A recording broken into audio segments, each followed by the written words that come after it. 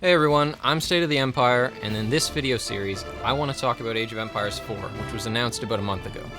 Specifically, I want to talk about what lessons can be learned from previous games in the series, and what Age of Empires 4 should look like if it's going to be a success within the Age community's core fanbase.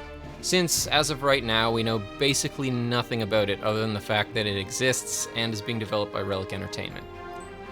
In part 1 of this series, I want to talk about RTS formulae generally, and particularly the relationship between the different gatherable resources in an RTS game. I'm going to explain why Age of Empires' formula works by comparing it to why Starcraft's formula works. So to frame things, in this video I am specifically discussing what I call Harvest Build Destroy RTS games. What is a Harvest Build Destroy RTS game, you might ask?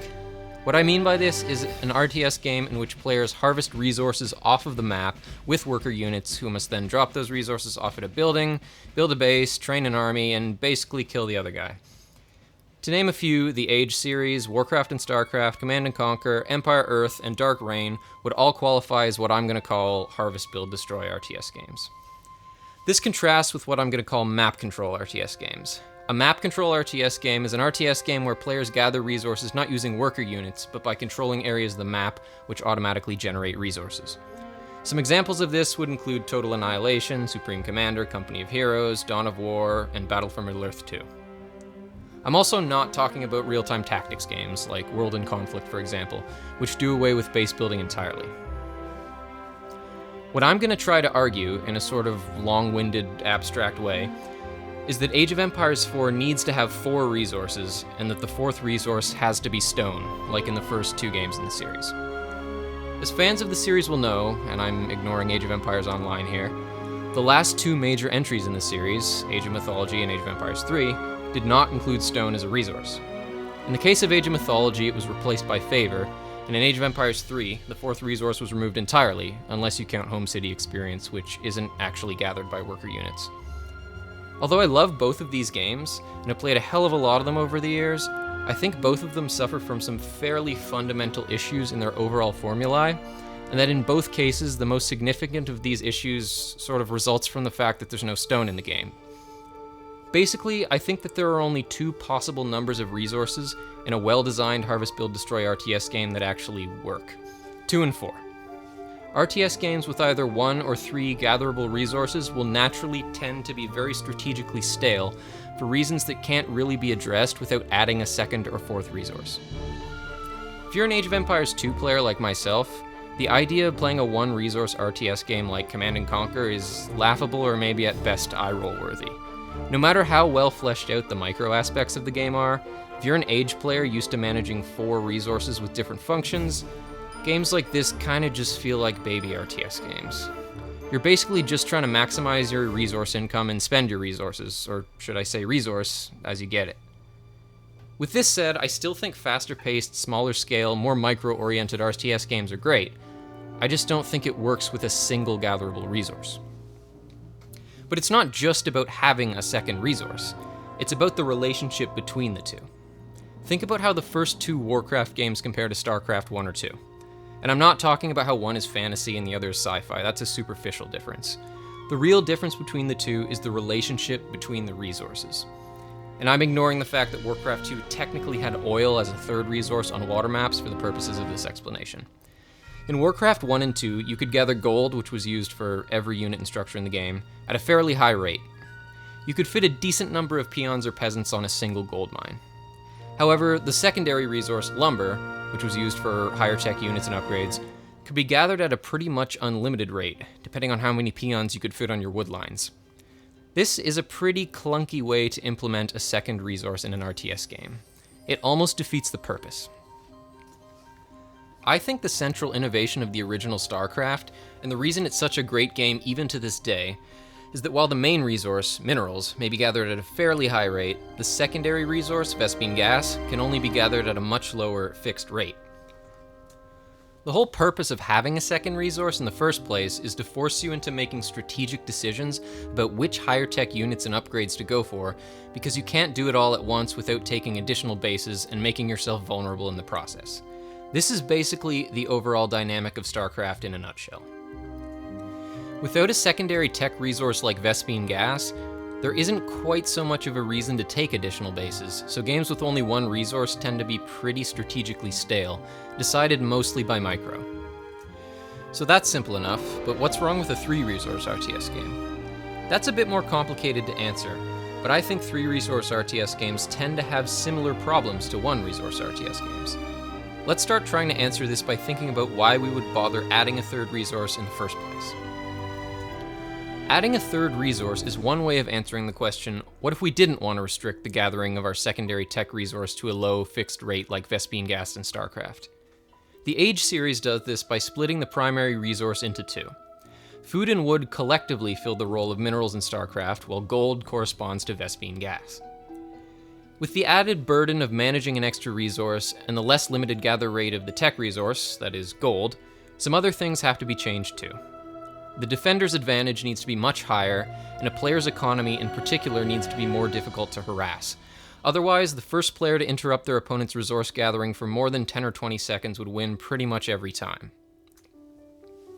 The Age series addresses this hypothetical problem in a number of ways. To start with, resources are much more scattered around the map, making it much more difficult to completely interrupt a player's economy. Units move and attack much more slowly than in Blizzard games, and buildings have orders of magnitude more health.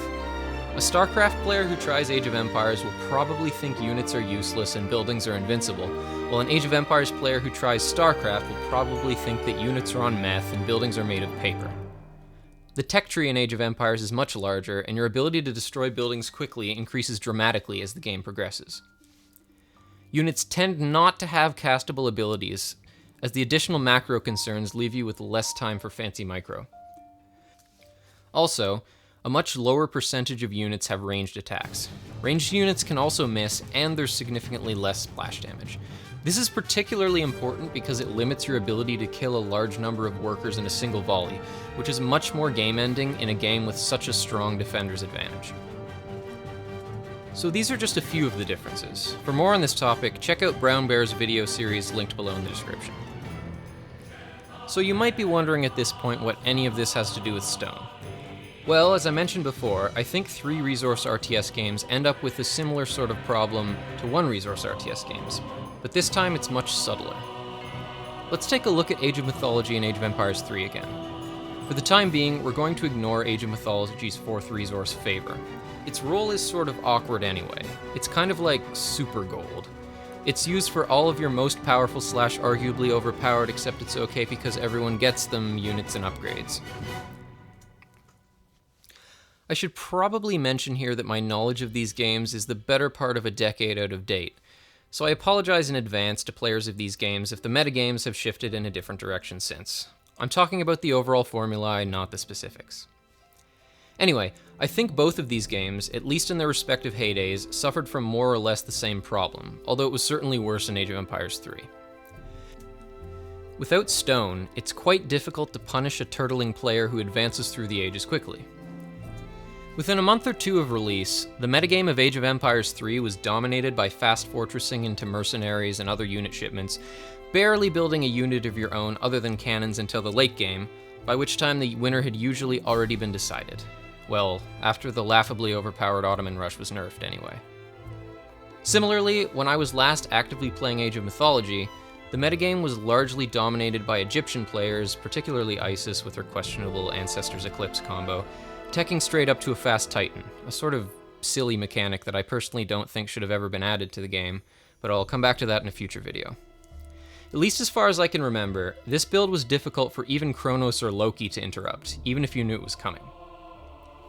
I think situations like this are difficult to avoid in a 3-resource RTS game. Again, I'm ignoring favor in Age of Mythology, whose role largely overlaps with gold. But how exactly does stone solve this? I think the answer is simple, but not necessarily obvious. Consider what stone is for. Stone is a resource that can only be used for defensive structures and their respective upgrades. Think of it this way.